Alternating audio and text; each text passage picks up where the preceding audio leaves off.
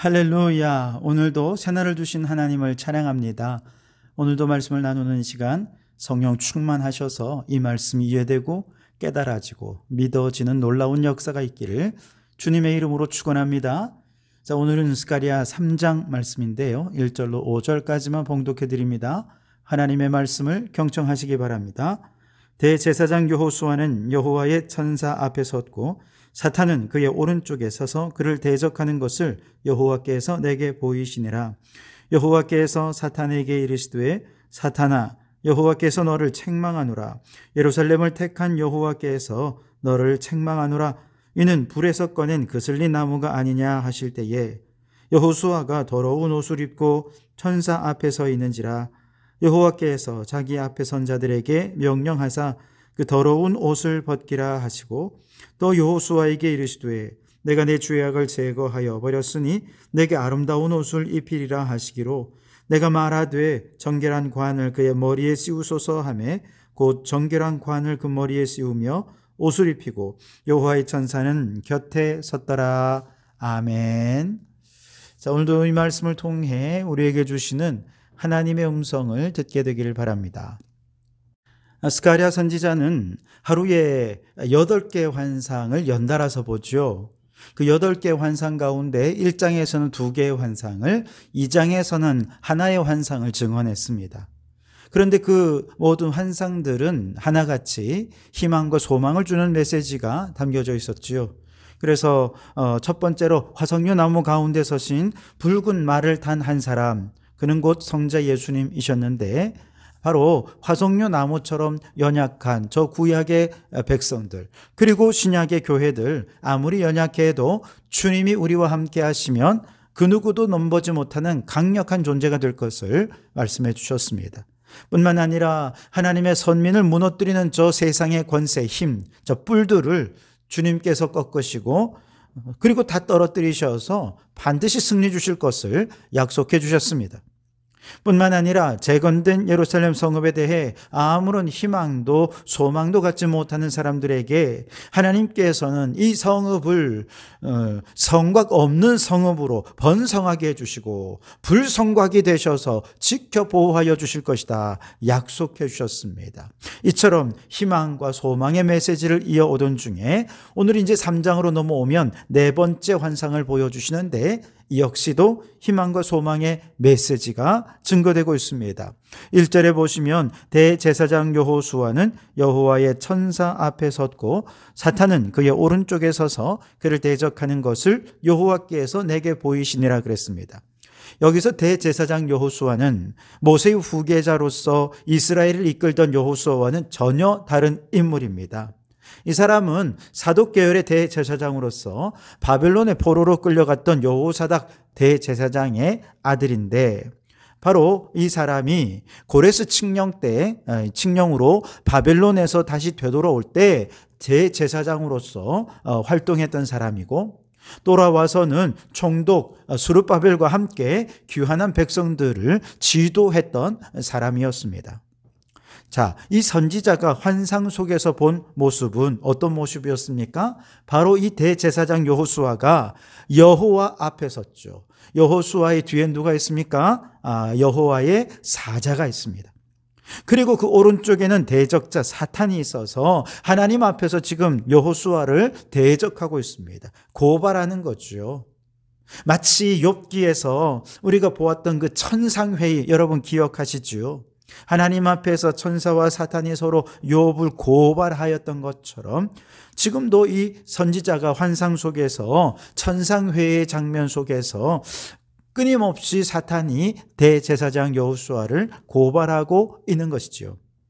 이때 사탄이 여호수아에 대해서 어떤 내용으로 고발했는지, 그 고발의 내용은 오늘 성경에 정확하게 기록되어 있지 않아서 정확하게는 모릅니다만 아마도 이런 내용이었을 것입니다.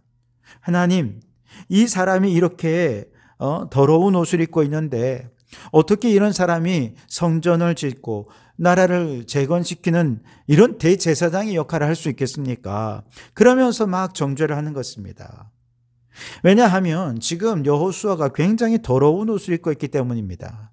3절에 보시면 여호수아가 더러운 옷을 입고 천사 앞에 서 있는지라 그랬습니다. 자, 여기서 더러운 옷이라고 할 때 히브리어로 보면 몸에서 막 배설물이 나오는 것 같은 바로 그런 단어입니다.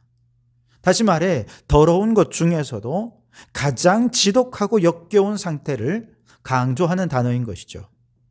그런데 여호와 하나님 앞에 선 자, 그것도 대제사장의 사역을 감당해야 될 자가 왜 이렇게 더러운 옷을 입고 있는 것일까?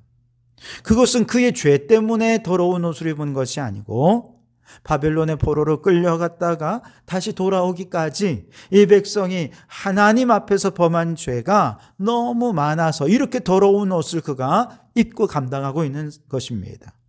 이처럼 사탄이 더러운 옷을 입었다고 고발했던 이 대제사장 여호수아에 대해서 하나님께서도요 2절 마지막 부분에서 이렇게 묘사하고 있습니다. 이는 불에서 꺼낸 그슬린 나무가 아니냐라고 말이죠. 다시 말해서 활활 타오르던 아궁이 속에서 나무가지 하나를 꺼낸 것이죠. 그러면 모양이 어떨까요? 아주 새카맣게 그을려 있지 않겠습니까? 막 연기가 나고 이제는 더 이상 싹을 틔울 수도 없을 것 같고 열매도 맺을 수도 없는 그런 숫더미죠. 그렇다고 완전히 숫더미가 된 것은 아닌 그저 그을린 정도의 상태라고 지금 이 대제사장 여호수아 더러운 옷을 입은 그를 이렇게 비유하고 있는 것이죠. 한마디로 말해서 과거에 하나님의 준엄한 심판을 받아서 바벨론에 의해 나라가 망하고 포로로 끌려가서 아무런 희망도 소망도 없는 상태까지 갔던 그렇게 불타는 아궁이에 있던 이들을 하나님께서 그 나무를 꺼내어 주신 것입니다. 건져 주셔서 이제 나라를 회복하고 성전을 재건할 수 있도록 해 주신 것입니다. 그러다 보니 지금 대제사장 여호수아가 이렇게 더러운 옷을 입고 있는 상황이 된 것이지요. 그렇다고 아예 희망이 없는 상황은 아니라는 뜻입니다. 하나님께서는 진노 중에라도 긍휼을 잊지 않으셔서 포로에서 끌려나와 지금 나라를 회복하는 과정에 역할을 하고 있지만 여전히 과거 하나님 앞에 범한 죄를 온전히 해결하지 못한 부분들이 있어서 그가 지금 이런 더러운 옷을 입고 있는 것이지요. 그런데 하나님께서는요, 이처럼 더러운 죄악의 옷을 입고 있던 여호수아를 정죄하며 고발하는 이 사탄을 향해 책망합니다. 2절에 여호와께서 사탄에게 이르시되 사탄아 여호와께서 너를 책망하노라 예루살렘을 택한 여호와께서 너를 책망하노라 라고 말씀하십니다. 그리고 여호와께서 여호수아 뒤에 있는 여호와의 천사에게 말합니다. 4절에 보시면 여호와께서 자기 앞에 선 자들에게 명령하사 그 더러운 옷을 벗기라 하시고 또 여호수아에게 이르시되 내가 내 죄악을 제거하여 버렸으니 내게 아름다운 옷을 입히리라 하시기로. 아멘.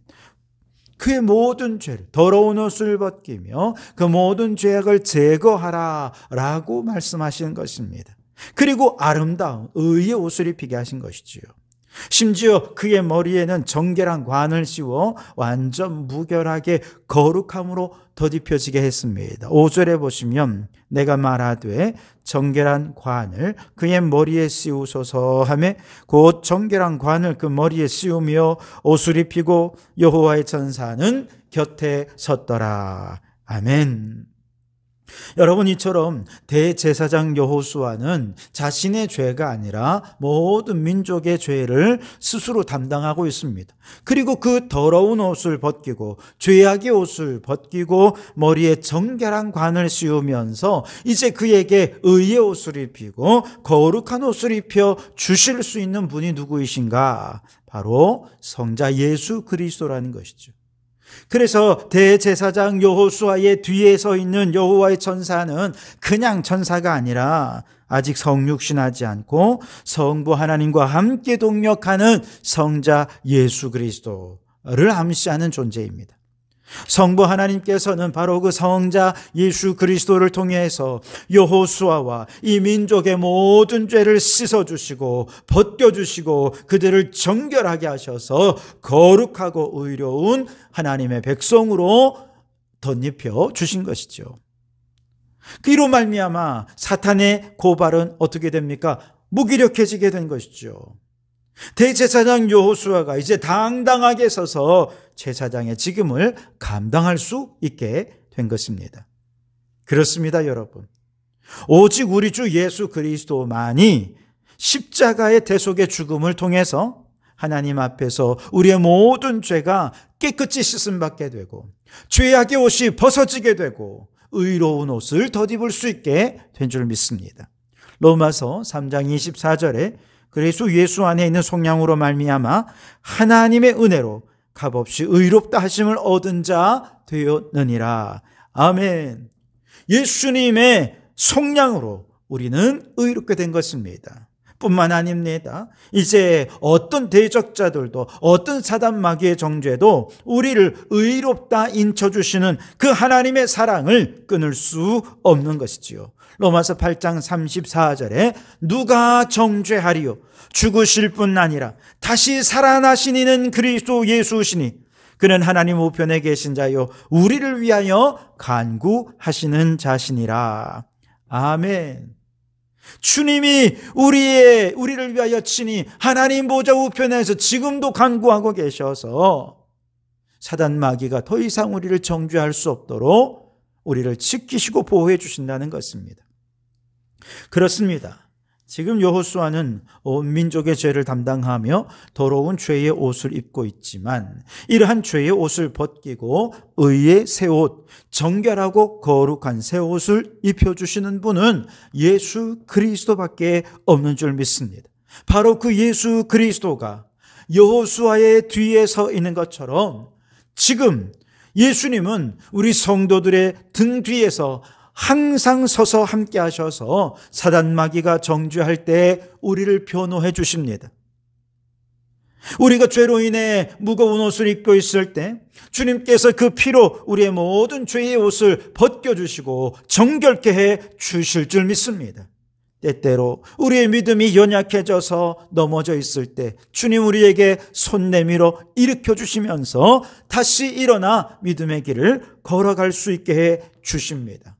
때때로 아무리 기도해도 응답이 없어서 하나님이 도무지 안 계신 것 같아 믿음이 연약해지고 때로는 하나님이 원망스러울 때에도 주님은 여전히 우리 뒤에 서 계셔서 잔잔한 미소로 바라보시면서 우리의 믿음의 걸음을 재촉하고 계시는 줄 믿습니다.